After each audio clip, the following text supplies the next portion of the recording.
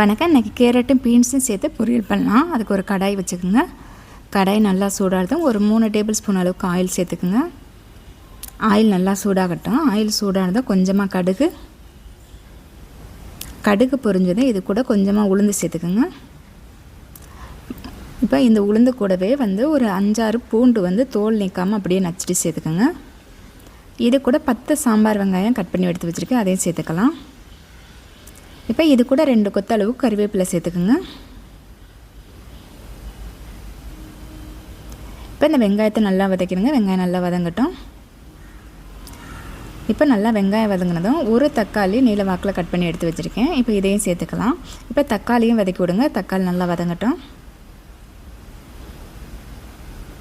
இப்போ தக்காளி நல்லா வதங்கிடுச்சு. இப்போ 1/4 kilo carrot 1/4 kilo beans cut பண்ணி எடுத்து வச்சுருக்கேன். இப்போ நம்ம இதை கூட சேர்த்துக்கலாம். ரெண்டும் சேர்த்து நமக்கு 1/2 கிலோ அளவுக்கு இருக்குது.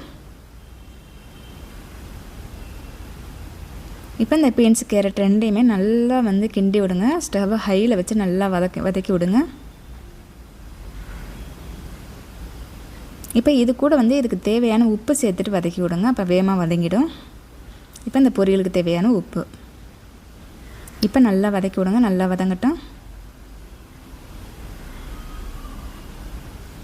ஸ்டவ்வை ஹையில் வச்சு நல்லா வதக்கி விடுங்க. நல்லா வதங்கின பிறகு இப்போ மசாலா சேர்த்துக்கலாம்.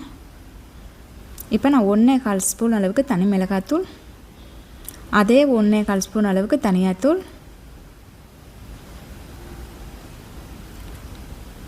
கொஞ்சம் மஞ்சள்தூள் சேர்த்துக்கலாம். இப்போ இந்த மசாலாவையும் இந்த காய்கறி கூடவே நல்லா வதக்கி விடுங்க. நல்லா கிண்டி விடுங்க.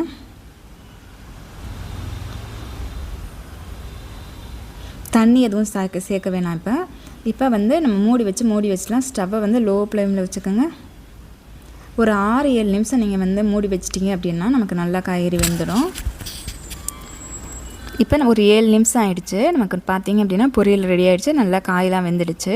இப்போ நம்ம தண்ணி எதுவும் சேர்க்காதனால நீர் சத்துலாம் இருக்காது. அதனால் அப்படியே எதுவும் நீர்லாம் உங்களுக்கு லேசாக நீர் சத்து இருந்தது இல்லை இன்னும் கொஞ்சம் இதாக வேணும் அப்படின்னா ஸ்டவ் ஹையில் வச்சு கொஞ்சம் கிண்டி விடுங்க. அவ்வளோதாங்க, சூப்பரான பொரியல் ரெடி ஆகிடுச்சு. இதே மெத்தடில் செஞ்சு பாருங்கள். நன்றி. அடுத்த வீடியோவில் பார்க்கலாம்.